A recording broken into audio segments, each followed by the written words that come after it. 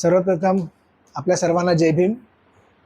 हा आज आपला पहिला पॉडकास्ट आहे आणि हा आपला जो चॅनल आहे सामाजिक मंचावरचा जो आपला पहिला चॅनल आहे आणि या चॅनलच्या माध्यमातून आज आपल्यासमोर आपण एक सामाजिक कार्यकर्ते आणि धार्मिक कार्यकर्ते असे ज्यांची ख्याती आहे असे आदरणीय MD पवार साहेब आज आपल्याकडे आलेले आहेत आणि त्यांचं आपल्या सामाजिक क्षेत्रात आणि धार्मिक क्षेत्रात खूप चांगलं काम आहे आणि त्यांना मी खूप त्यांच्या मागे लागलो होतो आणि त्यांना विनंती केली होती की आमच्या पहिलाच पॉडकास्ट हे तुमच्यापासून सुरुवात व्हायला पाहिजे.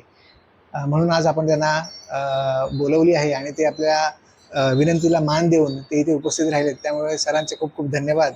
सर, आपण आलात तर आपलं इंट्रोडक्शन जर आपण स्वतः केलं तर बरं होईल. ठीक आहे. जय भीम मंडळी. माझं नाव MD पवार, गाव कारवणे, तालुका सरोद, जिल्हा रायगड. या ठिकाणी माझं हे धार्मिक सामाजिक कार्य चालू आहे. आता माझं शिक्षण MA पर्यंत झालेलं आहे, MA पाली.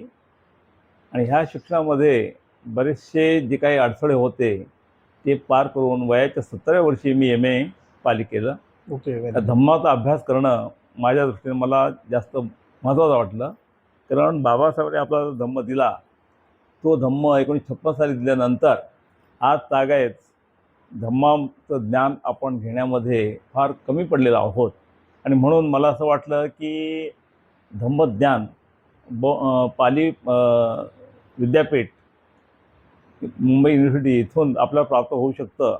तर त्या माध्यमातून मी त्या ठिकाणी MAला वयाच्या 17 वर्षी ॲडमिशन घेतलं आणि तिथे मी MA पाली पास केल्यानंतर माझा कल पूर्वीपासून धार्मिक क्षेत्रात असल्यामुळे, सामाजिक धार्मिक क्षेत्र असल्यामुळे मी त्या पालीचा अभ्यास केला आणि करीत आहे सध्या.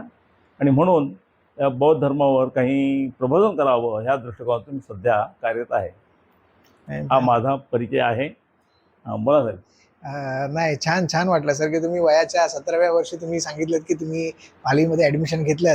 तर हे खूप रेअर आहे, म्हणजे बघण्यास येतं आपल्या की लोक ॲक्च्युली 70मध्ये त्यांना असं वाटतं की आपल्याला आयुष्यामध्ये आता काय उरलेलं नाही आहे, पण तुम्ही 70मध्ये नवीन सुरुवात केलीत. तर खूप फार बरं वाटलं सर. सर, आजचा आपला पॉडकास्ट आहे, हा पॉडकास्ट आपला बौद्ध धम्मावर आधारित आहे. कारण की कसं आहे की बाबासाहेबांनी 1956मध्ये बौद्ध धम्म दिला आपल्याला, पण त्या बौद्ध धम्माचं आज जो प्रचार आणि प्रसार व्हायला पाहिजे तो तितका प्रचार आणि प्रसार कदाचित झाला नसेल.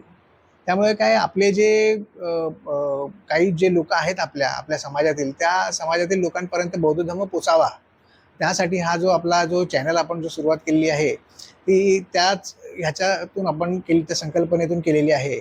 तर सर, आपला आजचा जो पॉडकास्ट आहे ह्याच्यामध्ये आपण प्रामुख्याने आपण बौद्ध धर्मावरती थोडी चर्चा करू, कारण की तुमचा अभ्यास त्याच्यावरती जास्त आहे. त्याच्यामुळे आपण त्या संदर्भात आपण चर्चा करूया.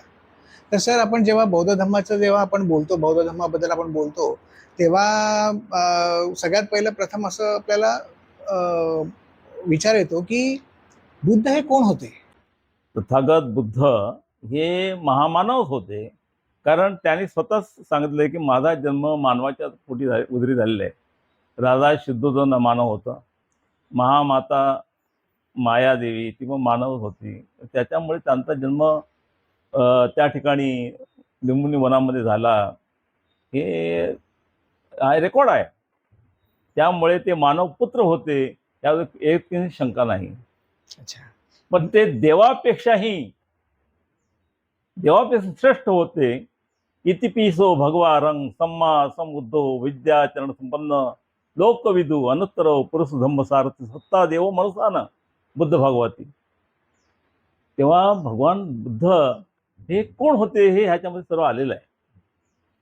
देव मनुष्यांचे शास्त्रा हे भगवान बुद्ध होते. अशा प्रकारचे रेकॉर्ड आपल्या पाली लिटरेचरमध्ये आहे. तर भगवान बुद्ध कोण होते? हे मानव पुत्र होते आणि म्हणून त्यांनी संपूर्ण मानवासाठी दुःखमुक्तीचा मार्ग दिलेला आहे.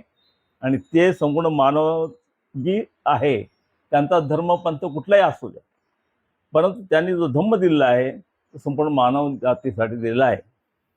आणि म्हणून जगामध्ये आज बौद्ध धर्म पसरलेला आहे. सर, बौद्ध धर्माची सुरुवात कशी झाली? बौद्ध धर्माची सुरुवात म्हणजे त्यांना ज्या वेळेला ज्ञानप्राप्ती बुद्धगया ह्या ठिकाणी ज्ञानप्राप्ती झाली, 7 वर्ष खडतर तपश्चर्या केल्यानंतर त्यांना ज्ञानप्राप्ती झाली बोधिवृक्षाखाली. त्या बोधिवृक्षाला, जे पिंपळाच्या झाडाला, त्याला बोधिवृक्ष म्हटलं जातं. त्या बोधिवृक्षाखाली जिथे ज्ञानप्राप्ती झाली, त्यानंतर त्यांनी चिंतन मनन केल्यानंतर, बरेच विचार केल्यानंतर त्यांना असं वाटलं की हे जे ज्ञान मला अवगत झालेलं आहे, ते आताच्या ज्या प्रवाह आहे, आता जो प्रवाह चालू आहे, त्या प्रवाहाच्या विरुद्ध दिशेने आहे. लोकांना रुचेल पचेल न पचेल काय करावं, आणि म्हणून अशा समज असताना त्यांनी निश्चय केला की नाही, माझे जे जुने सहकारी होते, विद्वान आहेत, तर त्यांच्यापर्यंत मला पोहोचलं पाहिजे. आणि म्हणून ते शोध घेत ऋषीपतन ह्या ठिकाणी गेले. तिथे त्यांना ते पंतवर्गीय साथी मिळाले. ते गेल्यानंतर भगवान त्यांच्याकडे जात असताना त्यांनी ठरवलं होतं की ह्यांना आपण यांचा आदर सत्कार करायचा नाही. तथापि त्यांची ती तेजोमय चेहरा आणि तेजोमय तेज पाहून त्यांना सुद्धा ते संभ्रमित झाले आणि त्यांनी त्यांचा चांगला आदर सत्कार केला. त्यानंतर तथागत बुद्धांनी त्यांना पंतवर्गीय भिक्खूंना सांगितलं की बघा, मी आता बुद्ध झालेलो आहे, मला ज्ञान प्राप्त झालेले आहे, दुःख मुक्तीचा मार्ग मला मिळाला आहे आणि तो मार्ग समजावून देण्यासाठी मी तुमच्याकडे आलेलो. आणि मग तिथे त्यांनी दुःख मुक्तीचा मार्ग सांगितलेला, सुरुवात केली त्यांनी. तिथून सुरुवात झाली. आणि ते 5 त्यांचं सहकारी हे भिक्खू झाले. त्यांनी तिथे धम्म परिवर्तन केलं. धम्मचक्र परिवर्तन सुत्त त्या ठिकाणी त्यांनी ते मांडलेलं आहे. तर अशा प्रकारे सुरुवात झाली.